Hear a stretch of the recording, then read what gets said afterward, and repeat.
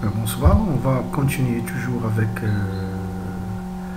le chapitre du dénombrement, la partie des exercices. On est arrivé à l'exercice numéro 6. Ce sujet est destiné pour les élèves première bac sciences maths et deuxième bac PC et SVT. Aussi, il est destiné pour les élèves de filière économie.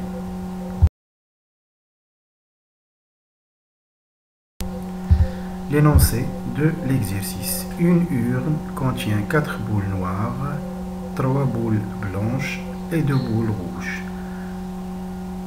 Cet exercice est composé de 3 parties. La première partie, c'est un tir simultané, puis un tir successif sans remise, et enfin un tir successif avec remise. On commence l'exercice.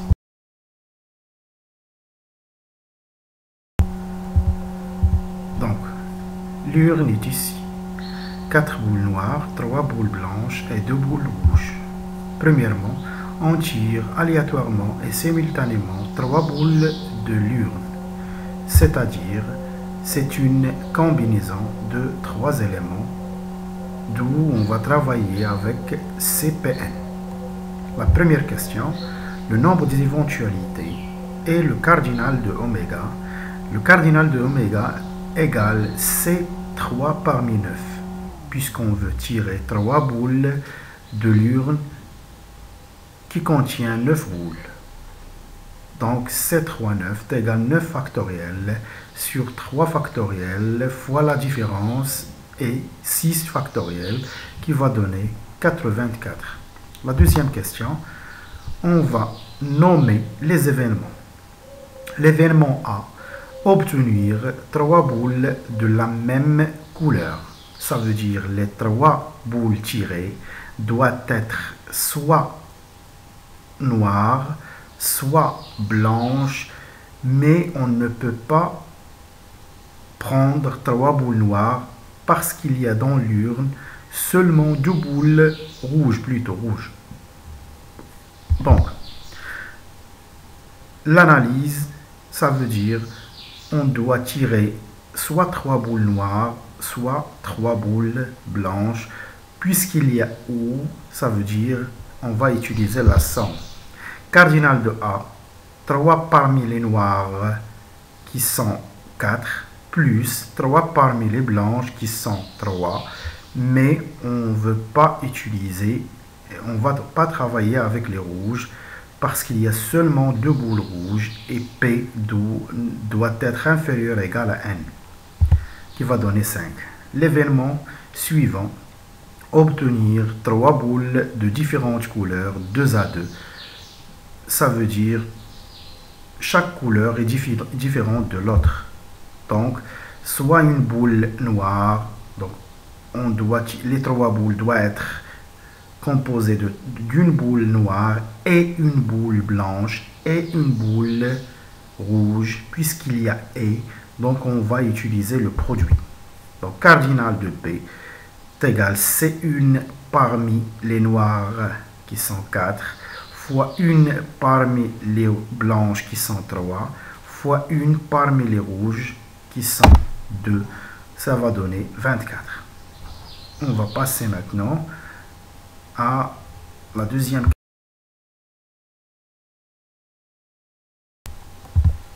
Donc, maintenant, on tire aléatoirement et successivement, sans remise, 3 boules de l'urne.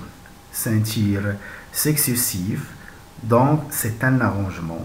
Sans remise, ça veut dire sans répétition. C'est un arrangement sans répétition de 3 éléments, donc on va utiliser APN.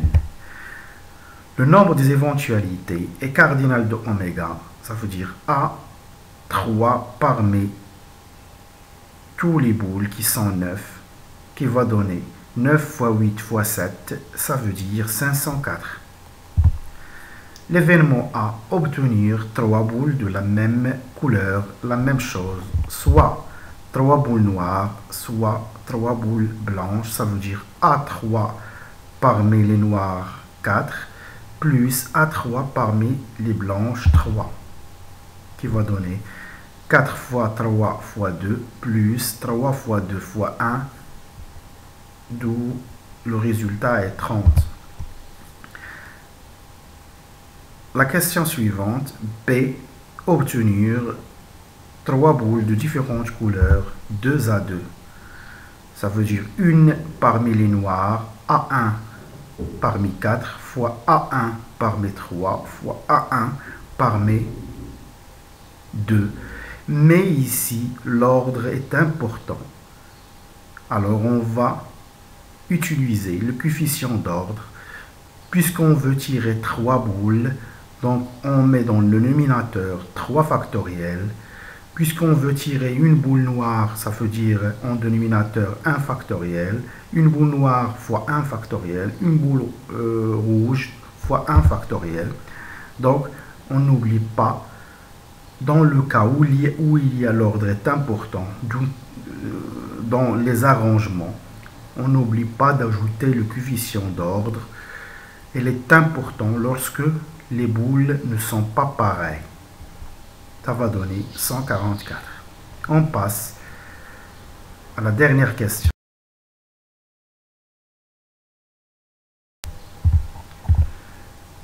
Voilà l'urne. On tire aléatoirement et successivement avec remise maintenant 3 boules de l'urne.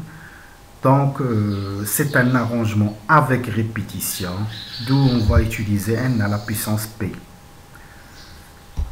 Le nombre des éventualités est le cardinal de oméga. On veut tirer 3 parmi 9, donc 9 à la puissance 3. Ça veut dire 729.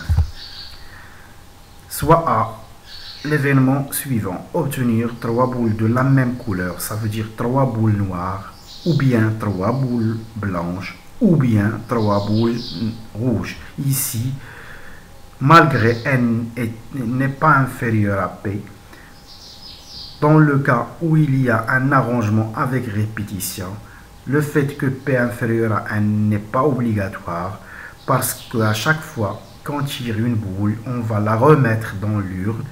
Donc, quel que soit le nombre des boules rouges, on peut tirer le nombre qu'on veut, c'est-à-dire soit 3 boules noires, soit 3 boules blanches, soit 3 boules rouges.